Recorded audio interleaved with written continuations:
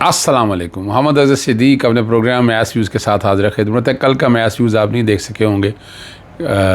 कराची था, फिर हैदराबाद का विज़िट था और बहुत सी चीज़ें आपके साथ देनी थी। ट्विटर हैंडल के बारे में इमरान खान साहब की बड़ी बातें हो रही हैं कि जो अहम चीज़ें हैं वो ट्विटर हैंडल से गायब क्यों हो जाती। मेरा नहीं ख्याल ऐसी कोई बात होगी, लेकिन जो नुक्ता नज़र है मेरा काम आप तक बताते जाना। 26वीं आईनी तरमीम के असल मकासद पूरे हो गए हैं। अब आगे क्या जा रहा है? इमरान खान के बच्चे पाकिस्तान में वाकई आ रहे हैं और उसकी बहुत सी परेशानियाँ आपको मिलेंगी। फिर तारीख़ी तौर पर कुछ चीज़ें ऐसी हैं जो वाक़यात के चेन ऑफ इवेंट्स जब आप देखते हैं तो आपको अंदाज़ा है। लेकिन मैं एक बात आपके सामने आज से नहीं, मैं बड़े अरसे से बात हुई एक आपको कह रहा हूँ। मैंने अप्रैल में कहा था कि सितंबर, मैंने कह दिया था कुछ नहीं होना अप्रैल के बाद। मैंने बड़ा वाशगाफ अल्फाज में कहा था और मैंने रीज़निंग बताई थी। छुट्टियों में मैंने कहा था केसेस नहीं सुने जाने। मेरी जो बातें कही थी वो सच साबित हुई हैं। अब जो सितंबर में मैं क्यों कह रहा हूँ, यानी 5 अगस्त का मूवमेंट, 5 अगस्त में हालात तब्दीली की तरफ, सड़कों की तरफ निकलना बहुत ज़रूरी है। आप ये ज़हन में रखिएगा कि जिस दिन निकल गए और उसके हालात बहुत ही पॉजिटिव आएंगे और उसके नताइज आप देखिएगा कि लोग अगर एक दफ़ा ग्राउंड पे आ गए इस गवर्नमेंट का, और ये आने नहीं दे रहे क्योंकि डरा और धमका इसीलिए है, कंटेनर इसीलिए लगा रहे हैं कि यहाँ ये मसाइल पैदा हों, यहाँ ये इश्यूज़ सारे सामने आए।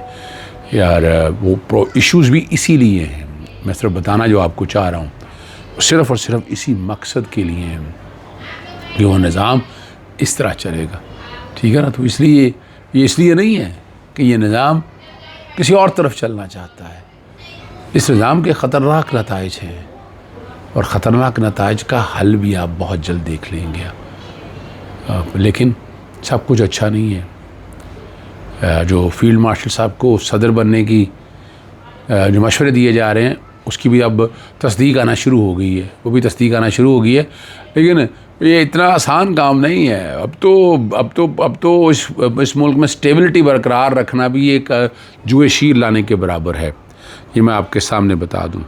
इमरान खान साहब के जो बयानात के बारे में जो मैं बात शुरू में कर रहा था कि वो 9 मई यानी ओवरऑल जो है यानी जो बात कही जा रही थी सेनेट के इलेक्शन में मुशावरत नहीं की गई, हालांकि मैं उसका कायल नहीं।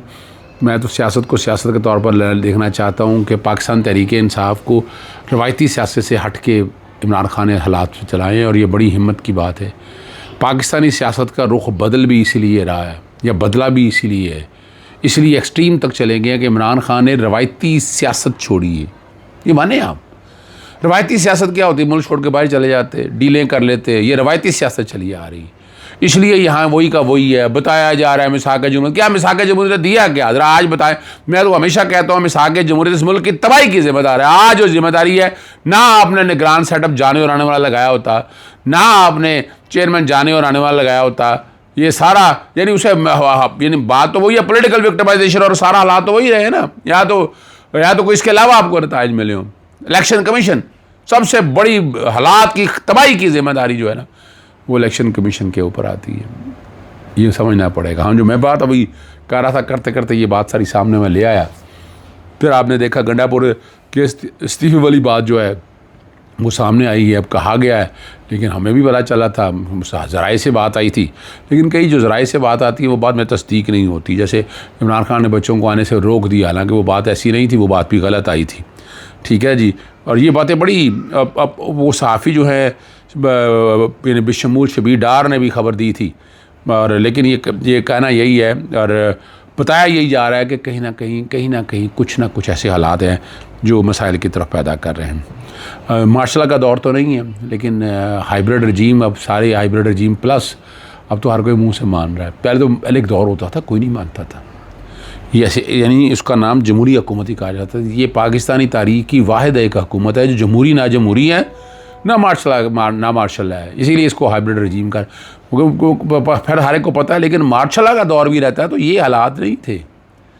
पाकिस्तान को ये इस निज़ाम से ये कंट्रोल किए जा रहे हैं, ये ना मार्शल है। मार्शल इससे फिर भी बेहतर था। मार्शल में पता था कि मार्शल में ये बिल्कुल आंखें बंद करके ये हाल नहीं होता था कि लोगों को सांस लेने में तकलीफ़ हो जाए। ये हाल मैंने नहीं देखा था। जब मैं समझता हूँ, हर एक को पता है मीडिया का यानी गला बंद किया गया, बदतरीन सेंसरशिप लगाई गई, अदलिया के ज़रिए 26वीं आईनी तरमीम करके और अदालतों को एक सरकारी इदारा बना दिया गया ना। यानी वही, यानी पुलिस का डिपार्टमेंट, FI का डिपार्टमेंट, एंटी करप्शन, जहाँ आप गवर्नमेंट के ख़िलाफ़ कोई बात ही नहीं कर सकते हैं। और क्या रह गया है? आपकी अदालतों का किरदार इसके अलावा कोई बता दे, कुछ और रखा जाएगा। ये सारा कुछ लिखा जा रहा है। सज़ाएँ जो है जजों के हाथों में थमा दी गई हैं और आपके सामने इलेक्शन कमीशन ने हाई कोर्ट की अपीलों का इंतज़ार किए बगैर ही जो है वो नाअहली कर दी और वो ना नोटिस किया। आर्टिकल 63(2) के तहत रेफरेंस आना है, सुनना है, सुन के, और ये मेरे अज़हर सिद्दीक़ के केस पर यह चीज़ सेटल हो चुकी हुई है। आपको अगर याद हो, जी बिल्कुल, अज़हर सिद्दीक़ के केस पर चीज़ सेटल डाउन हो चुकी है और उसी को अब सामने रख कर चीज़ों को आप लेकर जाएंगे तो आपको रिज़ल्ट और नताइज भी उसी तरह से मिलेंगे। याद रखना है आपने, इस तरह नहीं मामले आते होते, ठीक है जी। और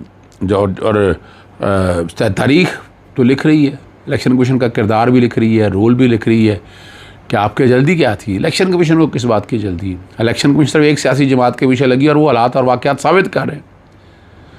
और इसमें कोई नहीं, बाहर के मुबस्सिर बुला ले और सारा डाटा सामने रख दे, रिकॉर्ड सारा सामने रख दें, आपको अंदाज़ा हो जाएगा क्या होना।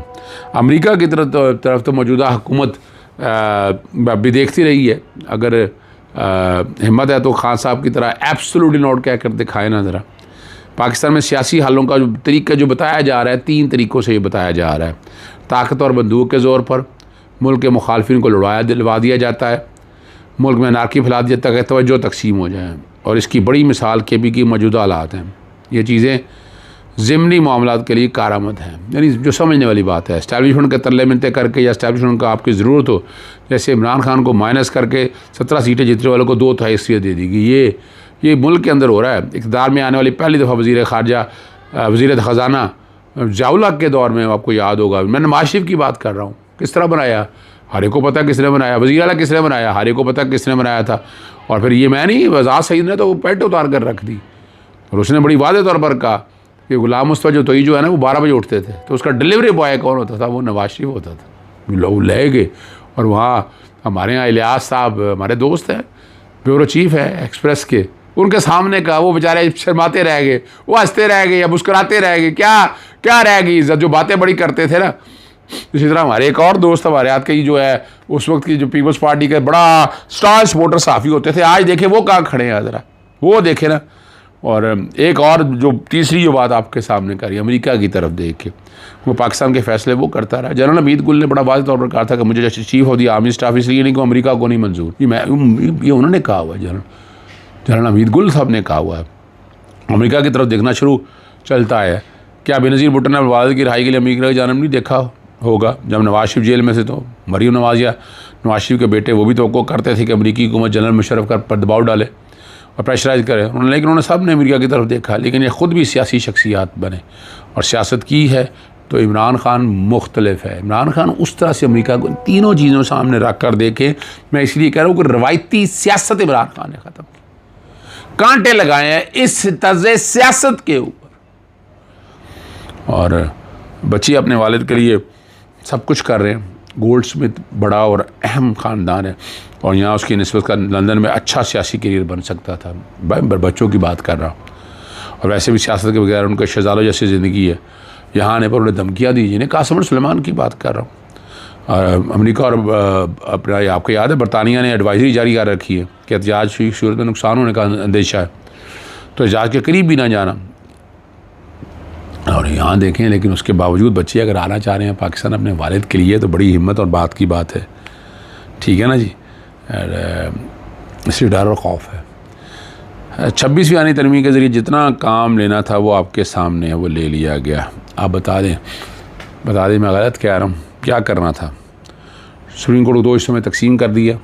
एक जस्टिस अमीनुद्दीन पार्टी और जस्टिस याया। जस्टिस कमाल की बात है, जो इधर वाली सुप्रीम कोर्ट है वो भी वही है, जो इधर वाली है वो तो है ही है। यानी दोनों सुप्रीम कोर्ट में वो वाली बात नहीं रह गई है। जस्टिस याया अफरीदी नहीं कहा था कि 4 महीने के अंदर ट्रायल कंक्लूड करें ना, जस्टिस याया अफरीदी ने कहा था। और उसका नतीजा आपके सामने मौजूद है। वो ट्रायल के साथ जो कुछ हो रहा है, जो बच्चे हैं, बच्चों के हवाले से जो बातें हैं, वो सारा आप देख रहे हैं। वो आप एक एक चीज़ देखें, आपको अंदाज़ा हो जाएगा। आपने जब बताया ना जरा क्या फेयर ट्रायल हो रहे हैं, 27वीं तैयारी की आईनी तरमीम की तैयारी, यानी अंदाज़ा करें यहाँ भी सुप्रीम कोर्ट हमारी हाई कोर्ट का क्या हाल रह गया। वरना ये हाल होता था कि इस तरह ये हो सकता था कि जनाब आप आज नाअहलियाँ की हैं, सॉरी आज सजाएँ दी हैं, साथ नाअहलियाँ भी कर दी हैं, पर ये यहाँ हो रहा है। कौन सी? जैसे याया अफरीदी की ज़ेर असर जो कोटे चल रही हैं। बाकी तो हम छोड़ ही दें, बाकी आईनी बेंच के बारे में तो हम बात ही नहीं करते हैं, हमें तो पता है इन सब चीज़ों का, इसलिए हम जिक्र ही नहीं करते हैं। इजाज़त चाहता हूँ। अस्सलाम वालेकुम, अल्लाह हाफ़िज़, पाकिस्तान जिंदाबाद।